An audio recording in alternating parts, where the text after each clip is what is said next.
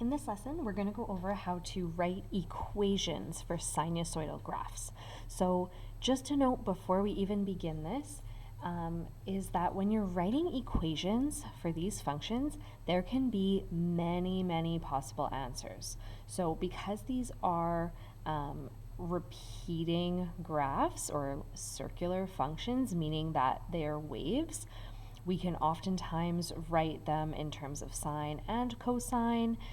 We can write them with different horizontal shifts, and that's just because of the repetitive or wave-like nature of these functions. So let's start with example 1. In example 1, it asks you to write a cosine function. So you're going to write this equation in terms of cosine. So what I would recommend always looking at is first you're going to look at your amplitude, your midline, and also the period. Check for those first. Similar to when we're graphing these equations, when we start with amplitude, midline, and our period, we're going to do the same thing when we're building the equation. So we can see here that the amplitude of this graph is 1. The k value is 0, meaning it's not moved up or down. And the period of this graph, if we look at from the axis, down and up and back down, we can see that it takes 2 pi to complete one full revolution. So that means that the period is 2 pi, and that means that the b value is just 1. So really, a, k, and b, none of these have any values that we need to include in our equation. If the a and b value, the amplitude and the period, are just 1, then we don't really need to write them. And if there's no shift up or down, then we don't need to include a k value. So none of these actually matter in this context. But what we can see is if you were going to be writing this as a cosine function, you can see that this cosine function, so remember cosine starts at the top, has been shifted over to the left by pi by 2. So normally it would start here, but the graph is starting over here. So this graph is the graph of cosine with a shift horizontally, pi by 2. Remember that with horizontal transformations, they always do the opposite. So we would have plus pi by 2. Now you could also see this as a transformation of the cosine graph, but moved to the right. So normally cosine would start here. If you look over here, you know that there would be another dip down. So this cosine function could also be shifted to the right. Now if this is pi, that means this is pi by 2.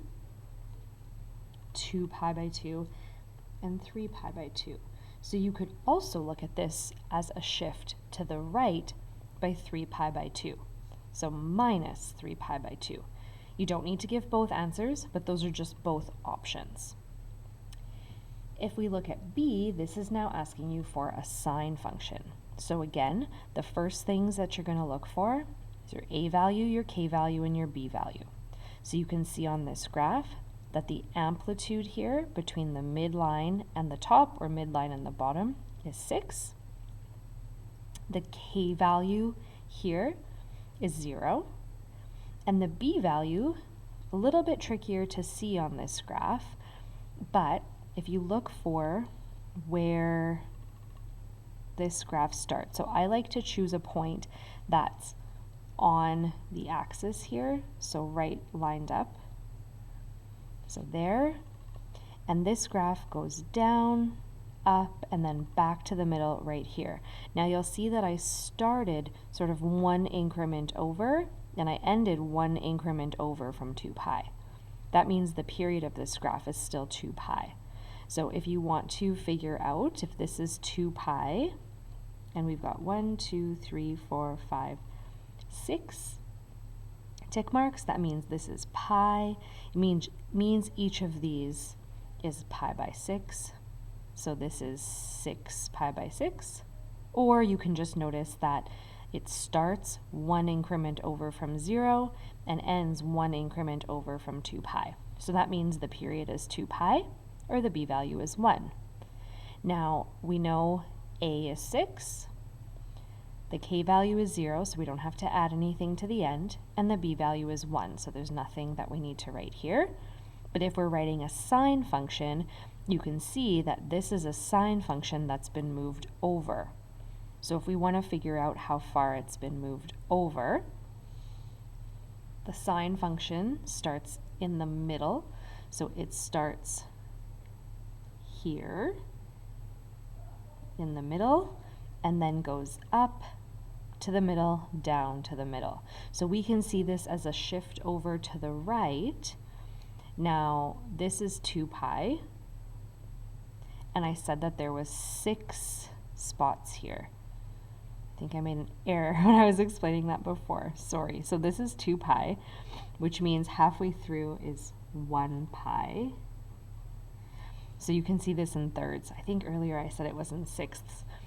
So this is pi, that means this is pi by 3, 2 pi by 3, 3 pi by 3, 4 pi by 3. So this would be 4 pi by 3 to the right, or minus 4 pi by 3. You could also write this equation, an amplitude of 6. Notice that will never change. And this could be a sine graph moved over just pi by 3, but then reflected, because remember, a sine graph normally would go up, but if we move this over pi by 3, then it's going down. So we could just make some room here, say that this is a reflection. So as I mentioned right at the beginning, there's all sorts of different variations of equations that you can write with these graphs. There's lots of different options. So there's 2 of them. You could find more. You could also write a cosine function that matches this graph. There's endless possibilities. If we look at C, again, start with A, B, and K. So you can see here your amplitude is 1. This graph is not shifted up or down at all. It's symmetric around this axis. So the K value is 0. And in this case, the period, remember the period is equal to 2 pi divided by b.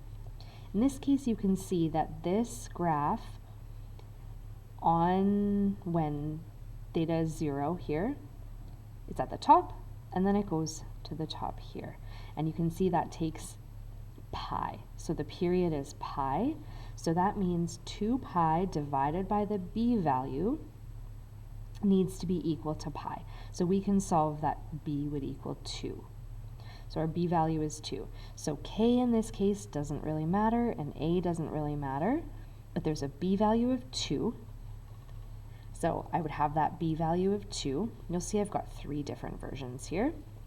And this has asked for a sine function. So the sine function normally starts in the middle and then goes up and down. So you can see this as the sine function shifted over. Now in this case, this is pi. So 1, 2, 3, 4. We're split into fourths. So this is shifted pi by 4 to the left. So plus pi by 4. You could also see this as shifted pi by 4 to the right, but then with a reflection. So that's the second one that I included here. So pi by 4 to the right, but with a reflection.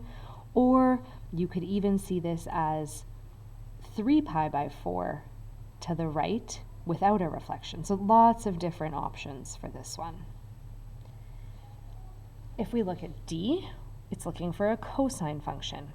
So again, I'm going to start with the amplitude. Now, if you notice here, this graph at first glance looks like it's just an amplitude of 3, but if you notice down below, it only has a minimum of -2 and a maximum of 3. So you need to figure out what the amplitude is, what the midline is of this graph. So there's a couple ways to do that. One, you might be able to visualize it. So when I look at this graph, I know that I can see here the total distance between -2 and 3 is 5.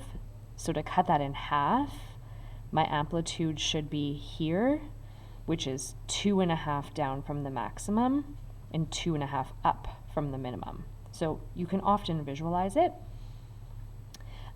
So our midline here is at 0.5 or half, so that's our K value. That means the graph has been shifted up by 1/2. The amplitude, as I just mentioned, the whole distance between minimum to maximum was 5. Half of that is the amplitude. So the amplitude here is 2.5. Now the period, again, I've just chosen 2 points, and I try and see how far away they are from each other. So first you want to know what increment you're going up by. You'll see on this one, this is 4 pi, so 1, 2, 3, 4. So these are all pi. So a distance between a maximum and a maximum here is 8 increments, so 8 pi. And remember, your period is 2 pi over b, and that has to equal 8 pi. So we have to solve for b. So remember, to solve for these can switch spots. You get 2 pi over 8 pi will be equal to b, and then you just simplify that. So you get a b value of 1/4. Once you have a, b, and k, I would start setting up your equation. So the a value is 2.5, the b value is 1/4, the k value is 1/2 or 0.5. Then we're looking for a cosine graph. So we just need to figure out how far left or right has this been moved over. Easiest one to do is to notice it was moved just 1 increment to the left, and those increments are all worth pi. So plus pi. And then you can build your equation. You could also say that this has been moved 7 pi to the right, minus 7 pi for your h value here. Either or. And there's other options as well. You could also write this as a reflection of the cosine graph that's been moved over 3 pi. Either or. Couple more on the next page here. So this next one, you'll see that this graph has been moved up. Now it's labeled 2 there, so we can assume this has been moved up by 1. So the k value is 1. The amplitude is still 1. And the period here is still, let's just see, the maximum to a maximum. So we're 1 to the left of 0 and 1 to the left of 2 pi, so the period here is still 2 pi. Which means the b value is 1. Remember, a values and b values of 1, we don't really need to include in our equation. K values of 0 we don't need to include, but this is a k value of 1, so we need to include it because it's moved up 1. So this one just says a sinusoidal function. That means you can write either a sine function or a cosine function. I've included both for you. So with a cosine function, I should just mention, you'll notice that for both cosine and sine, the +1 remains the same.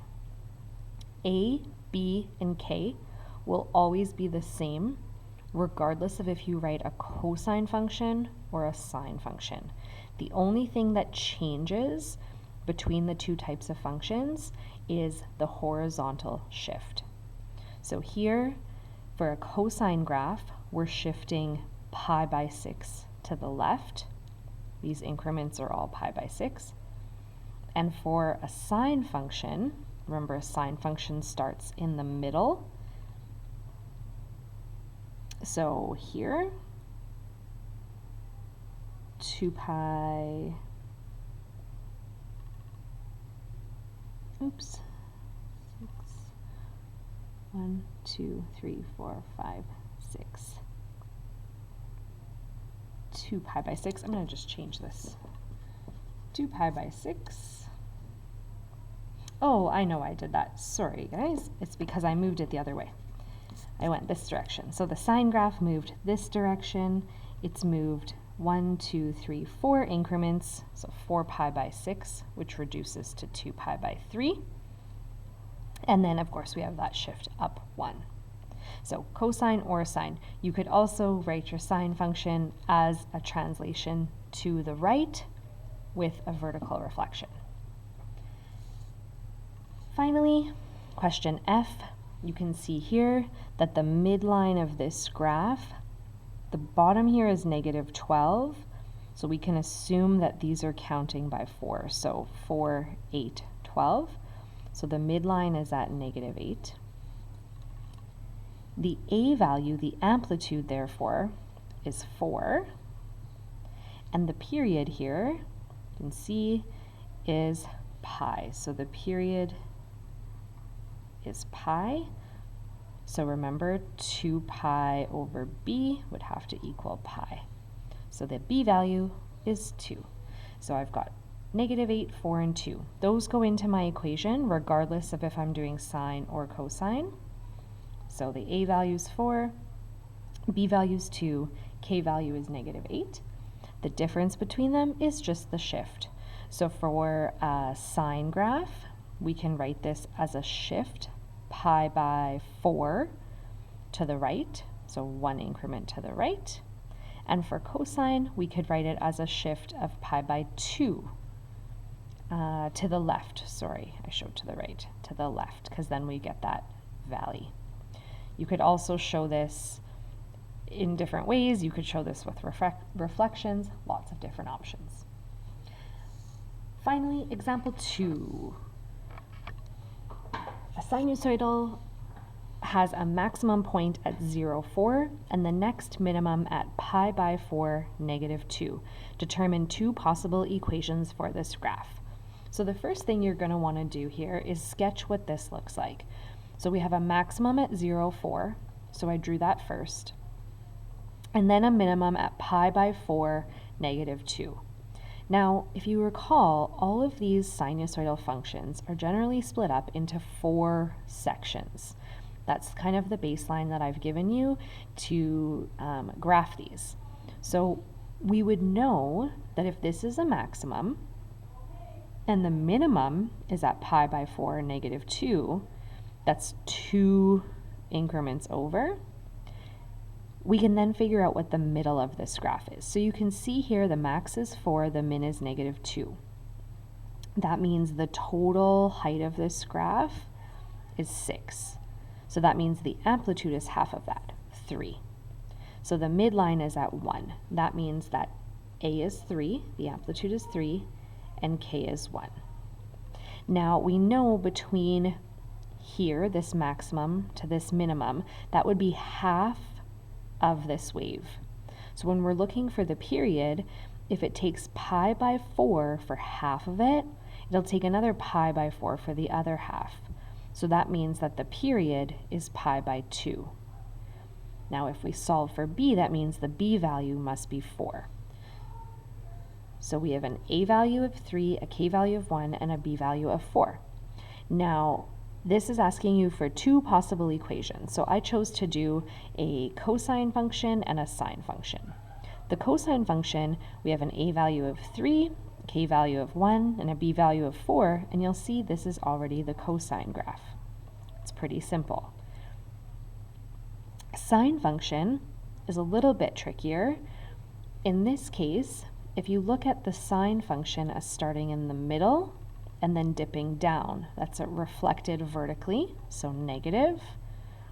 The a value, the b value, and the k value are the same, but then this is shifted 1 increment over, and if this is pi by 4, half of that would be pi over 8. So I could write this as a shift to the right, pi by 8. So these equations can be a little bit tricky to work with just because there are so many different possible answers. So make sure you try lots of them, and as always, let me know if you need any help.